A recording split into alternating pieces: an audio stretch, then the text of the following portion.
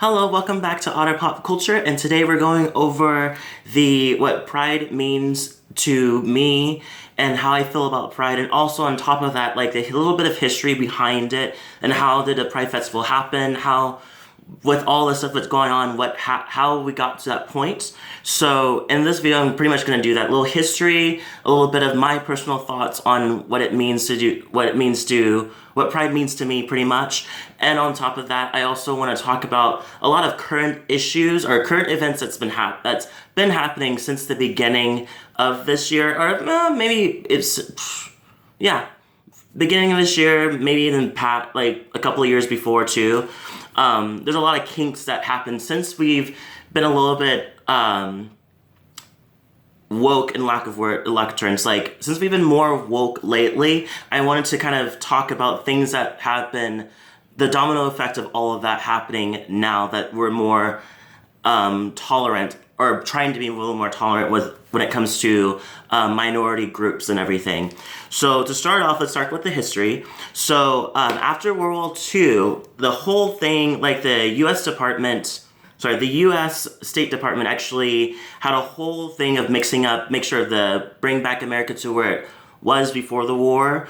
That includes like the communists, the people that are against the war and everything. They were trying to clean all that up, and they saw these people as security risk, and inside that list as well were gays and lesbians. Now it's interesting because the Senate chairman back then, named Clyde R. Hoy, he pretty much says like it is generally believed that those who engage in overt acts of perversion lacks the emotional stability of normal persons.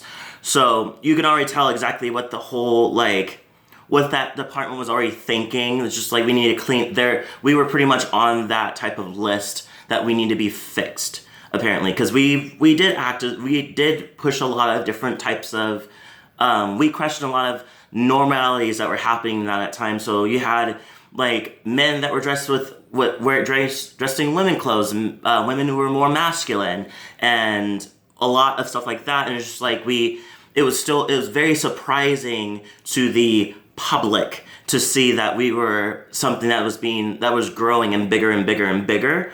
So in that case, pretty much throughout 1947 to 1950, 1,700 jobs applications were denied, as well as 4,380 people were discharged from the military, as well as 420 were people that worked for government were fired due to due to the fact that they thought that any suspect that they may be homosexual. So off to the great start. So the pretty much the FBI also kept records of the people who were homosexuals, and also not only that, but the post office also kept records of the addresses of where these people lived. So it's already paralleling a lot of just like the hate already started off just because they didn't understand who we were, and who we are, and what was happening behind the whole thing, and didn't really understand this. So it's always been a thing. It seems to be a thing naturally, is that if it's something that the population doesn't understand, they fear it and they want to close it off completely. In 1952, homosexuality was listed as a mental disorder. And so you get the complete background of the whole thing. And to the point that the mayor of New York City, during the whole the World Fair, he actually was a little nervous about the way that New York would be represented, since there was a big population in Greenwich Village of homosexuals. But at the same time, something that I've just learned recently was that the mafia was involved with us. So technically, there were gay bars and clubs that were open that were pretty much like it was still taught like used as like more like a speakeasy kind of thing, if you can kind of parallel those two.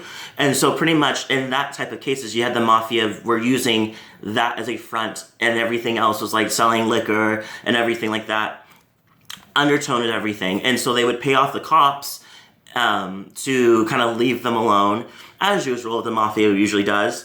During that time, though, because of the mayor feeling like the representation of New York would be into question when the World Fair happens, that triggered a lot of raids that happen into in different clubs and bars, gay clubs and bars. And so because of that, there's some parts where it kind of slips away because some people got the tip off that there was going to be a raid that day, so they would hide a lot of things. Or some people kind of like would not dress into their clothes, so they would just look like a normal bar, or they wouldn't look like they have anything to really hide, which is technically they don't, other than like the mafia's parts of it. But it was very known. It was very okay. Like it was just like it was one of those things. But unfortunately, as the climb of us being who we were, the more that like the anger and everything that was happening in between that whole thing. So the mayor decided to do a secret raid. So and at 1:20 a.m. set at June 28th, 1969, on a Saturday, 4 policemen dressed in dark clothes, and they weren't in uniform, and 2 patrol officers who were in uniform, Detective Charles Smith and Detective Inspector Simon Pine, raided Stonewall. So without any tips or anything, so no one knew what was happening. So immediately they came in and it's like, it's the raid. We're completely shutting this down, and everything was kind of like I'm assuming going off the article that was like articles I've been reading, like it seemed like they were expecting it to go like, okay, cool, we'll just leave, and then they'll just close it down and be easy like raid. But honestly, fortunately, it wasn't.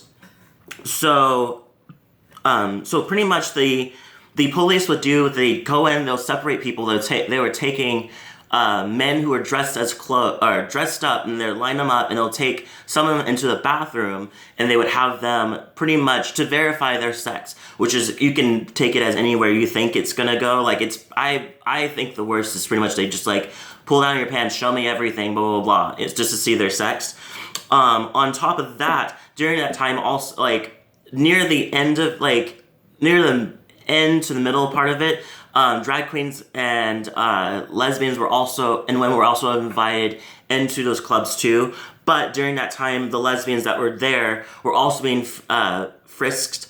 And of course, it's to show you that why women's rights is a issue, or why women's rights is a thing that we should be fighting for, is even during that time that like the lesbians that were being frisked were also felt up by the police at the same time. So they're being assaulted and violated and that type of thing.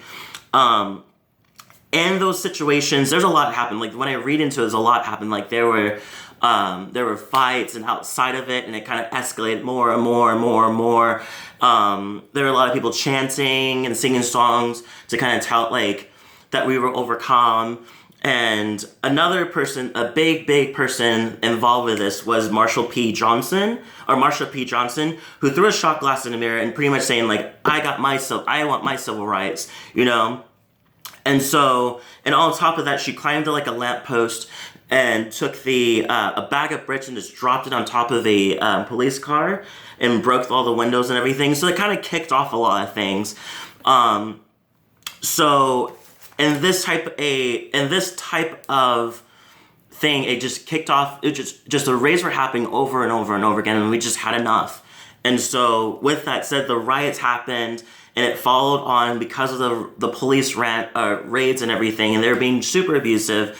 But the next day, the day before day before. Oh, sorry. The next falling into the next future, a couple of years late, a year later, set on Saturday, June 27, 1970, Chicago Gay Liberation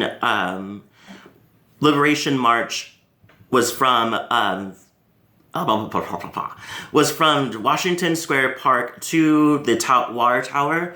And so that was a march that happened. And then there was another overtime, like Sunday on June 28th, 2070 or 1970.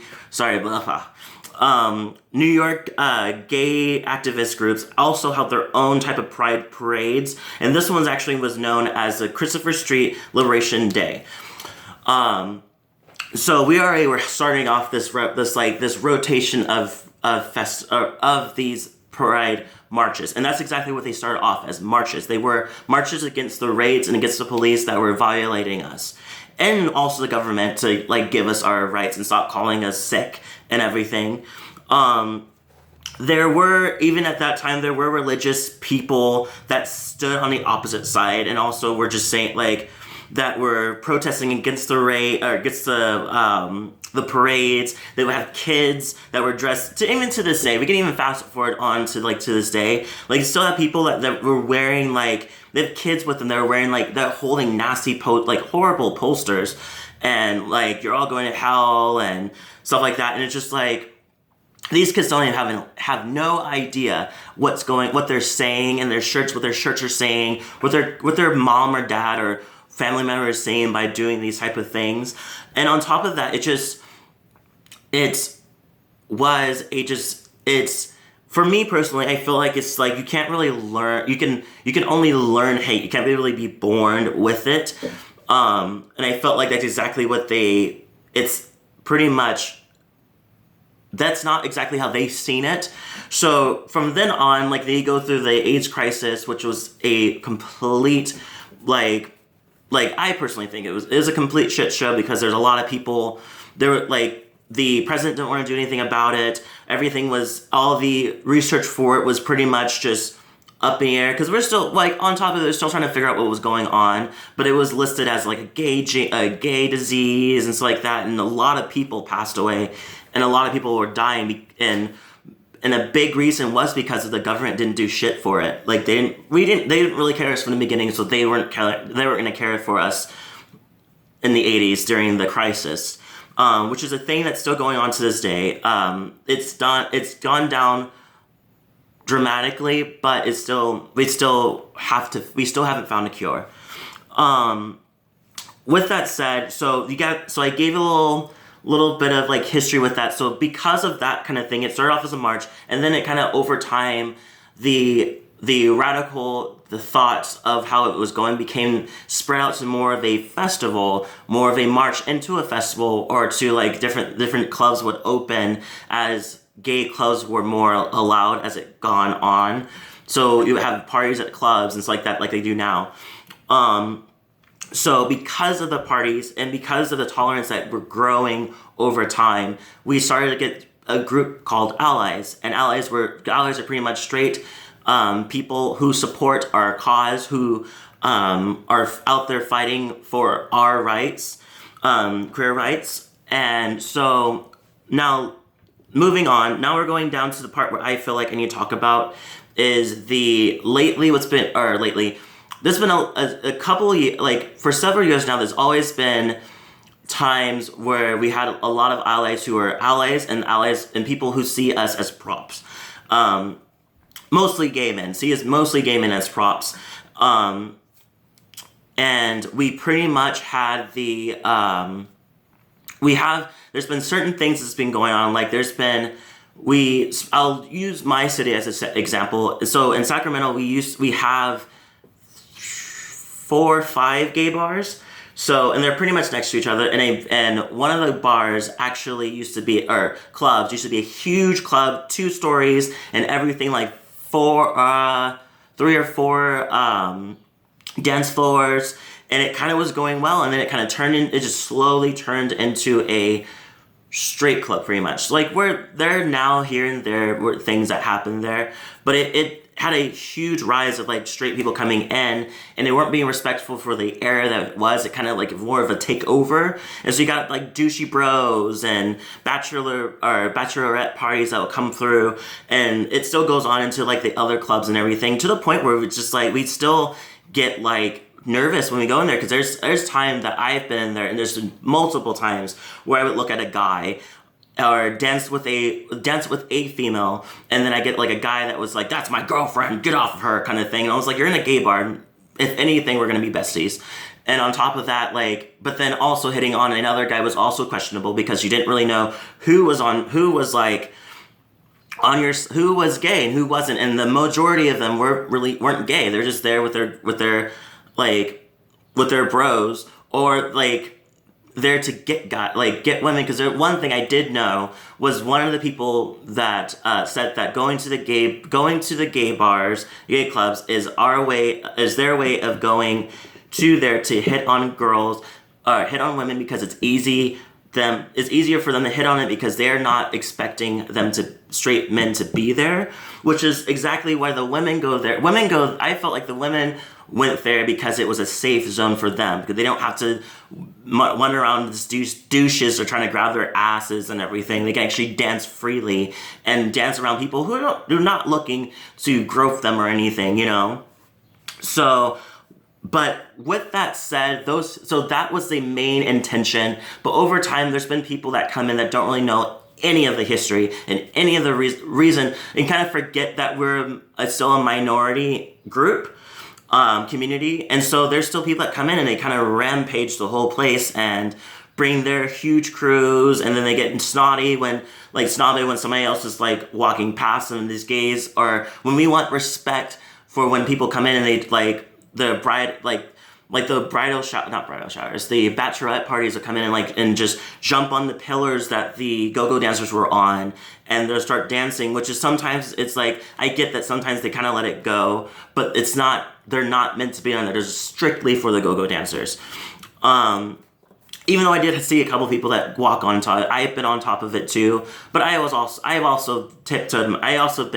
done go-go dancing before myself. But the thing that happened is that it just grows into the disrespect that kind of been happening lately, so where we don't even feel safe. There's been fights. Like I had a good handful of lesbian friends that got in fights with straight men because they were trying to hit on them, and my friends are just like, no, don't touch me, and then they get pissed, and then it gets to fights and everything, and it's just like, it doesn't feel safe anymore, to the point where one of the bars actually like don't play gay music anymore. It literally just plays hard rock and all this stuff like that, because now because all these straight people like took over even the jukeboxes and everything, and when it was being called to talk about, they're just like, we have a right to go into your bars. Like, you can't stop us from going in. I was like, that's not the point. You shouldn't be saying those type of things. Like, if a minority is fearful to go to their own bar, or doesn't feel safe or secure at their own bar, the last thing you should be saying is, oh, I have a right to go there. It should be like, oh, shit, I'm so sorry. Like, let me pass this around to make sure people understand that we need to be cordial and understand that we are guests into this safe place that we're walking into.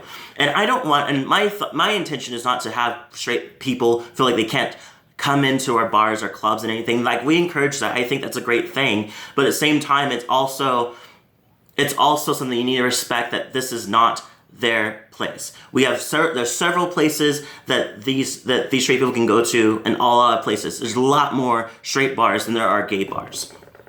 But I do love the ones that do respect the area. They come in, they're super chill. They understand that they're in somebody else's house.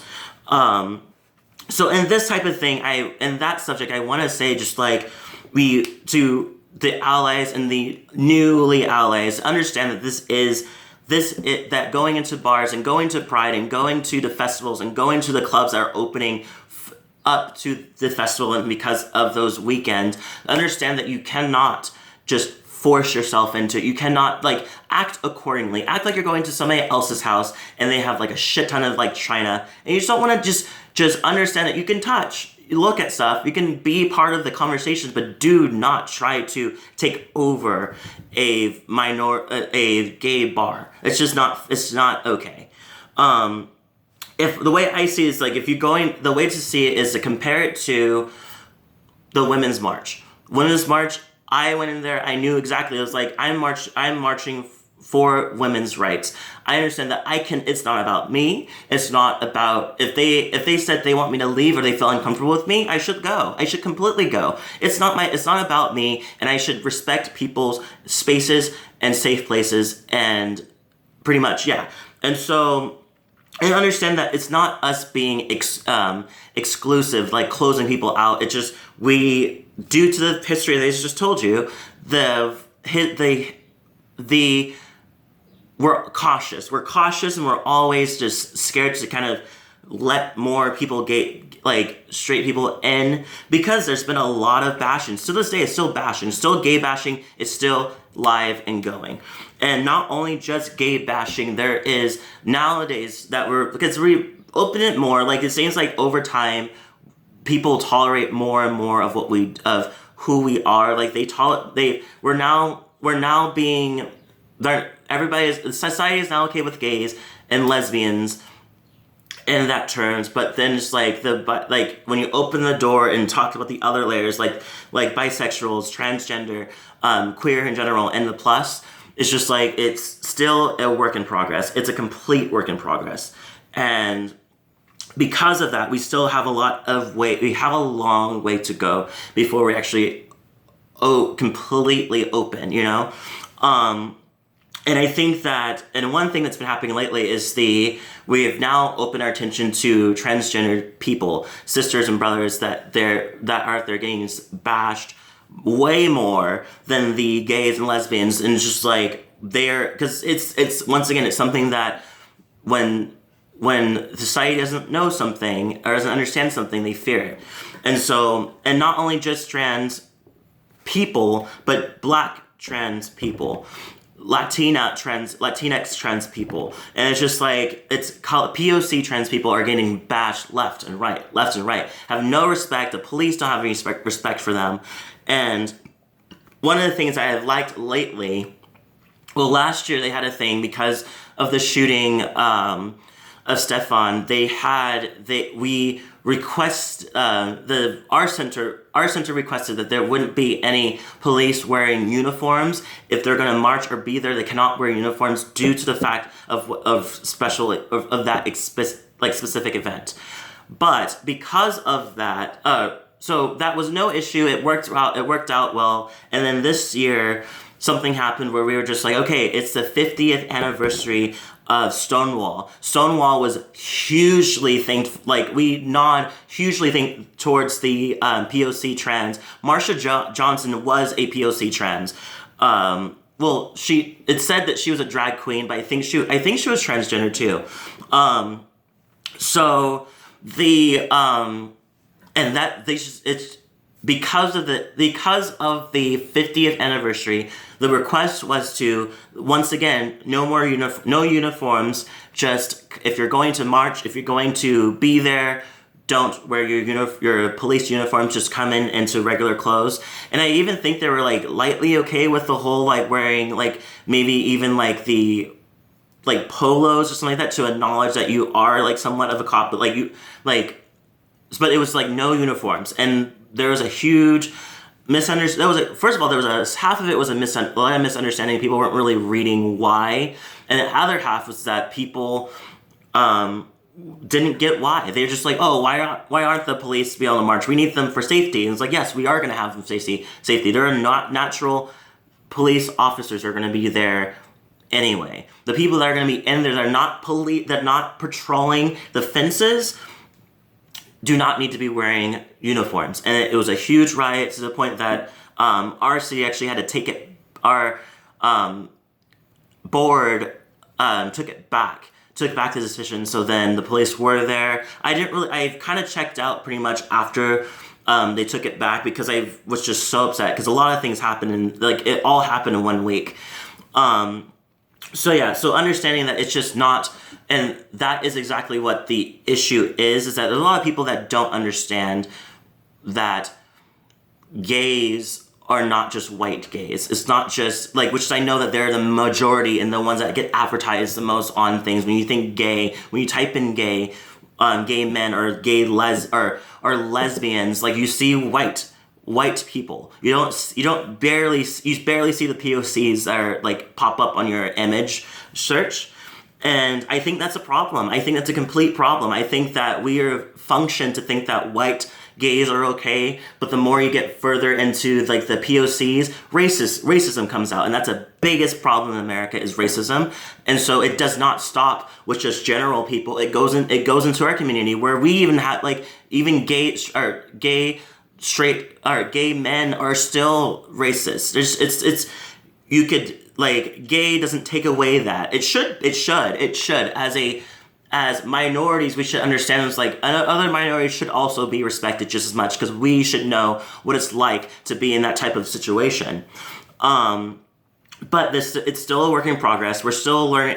One thing that's been surprising is white privilege has been more announced and more talked about in conversations, and so which is really, really good. But at the same time, a lot of people, white privilege was formed into everybody, and were formed into white people a lot. So it's just like they're formed into thinking that it's like if I'm okay, then everybody else is okay, which is not the case. So we still have a long ways to go, and I know this is a bumpy start to the Pride. Anybody else that's in LA and everything, I hope they had a great Pride, and I'm really excited for this Pride Month to go on because I know that these conversations are rough. But because we're talking about it is the best thing. I'm so glad we're talking about it. I'm so glad it's been brought up because the more we talk about it, the more we understand what we could do to change things. The more we can learn, the more we can grow, where we can like go. The more we can kind of build a better community for ourselves. We can do better on our own and do better to show the straight people and allies and people in the government that just like that we are better people, and we're trying to do better. So what Pride means to me is pretty much that. It's just like we are accepting who we are as queer people and loving every bit of people, which is transgender, pansexual, asexual, bisexual, which is a real thing, gays, lesbians, masculine gays, or masculine lesbians, feminine gays, black, white, Asian, Latinx, we are a huge community. We're huge. We have a lot of layers and a lot of subcategories, and I think that we have a lot to go to. We have a lot. We could literally be a sign of growth of what people should tolerate in this world.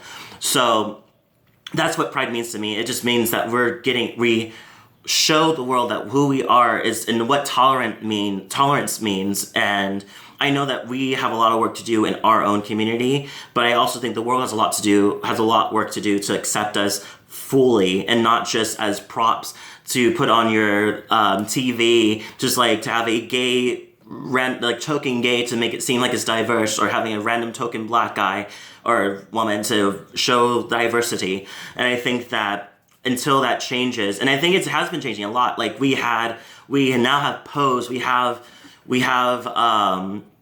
Looking, we have all these different things. Like we got the L word and we're getting like queer eye and stuff like that. And so I think that's kind of cool that we're working forward on what we're trying to do. We have a lot to go, but we're really working on it.